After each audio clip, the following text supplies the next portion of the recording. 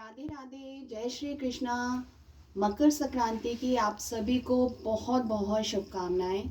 जैसा आप जानते हैं, आज षटतिला एकादशी और मकर संक्रांति दोनों ही संयोगवश एक ही दिन है। तो आज के दिन किया हुआ पूजा, दान, तप जरूर करना चाहिए। तो आज मैं आपको षटतिला एकादशी का महात्म सुनाती हूँ। एक समय दालभ्य ऋषि ने पुलत्स्य ऋषि से पूछा, हे महाराज, पृथ्वी लोक के मनुष्य ब्रह्म हत्यादि महान पाप करते हैं। पराये धन की चोरी, दूसरे की उन्नति को देखकर ईर्ष्या करते हैं, साथ ही अनेक प्रकार के व्यसनों में फंसे रहते हैं, फिर भी उनको नरक प्राप्त नहीं होता। इसका क्या कारण है?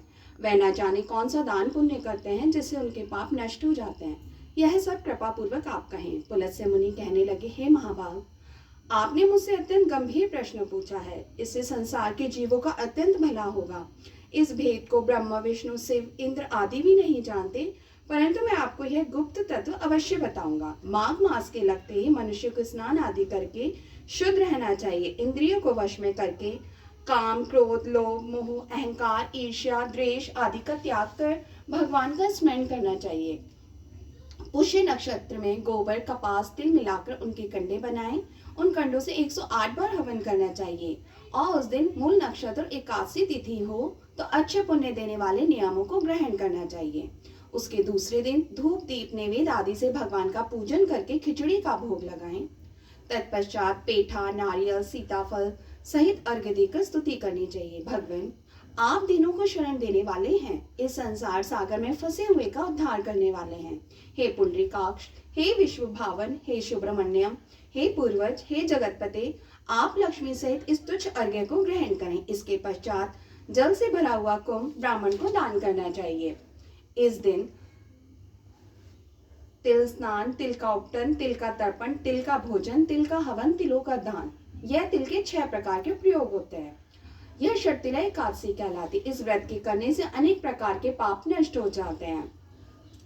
अब मैं इसकी कथा बताता हूँ। एक समय नारद जी ने भगवान विष्णु से यही प्रश्न किया तो भगवान ने षटतिला एकादशी का महात्म नारद जी को सुनाया। नारद जी कहने लगे, हे भगवान, षटतिला एकादशी का क्या पुण्य होता है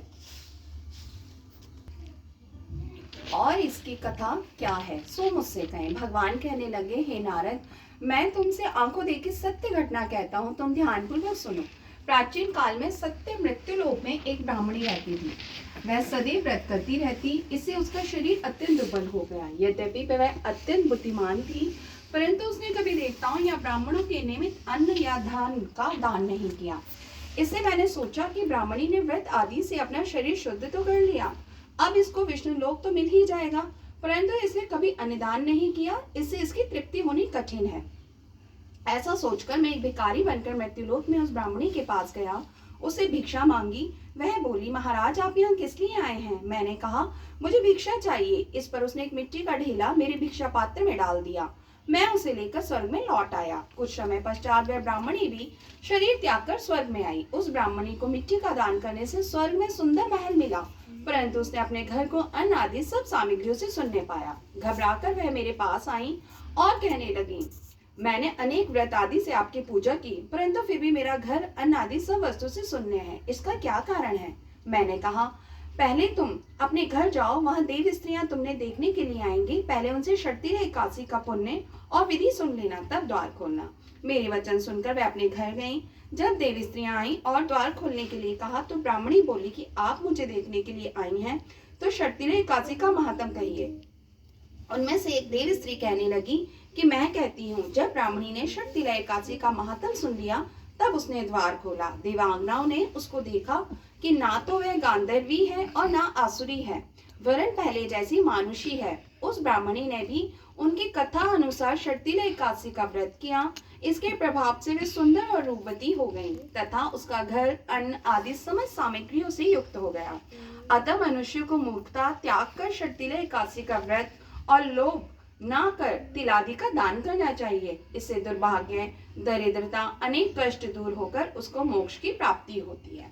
जय श्री कृष्ण। बोल एकादशी मैया की जय।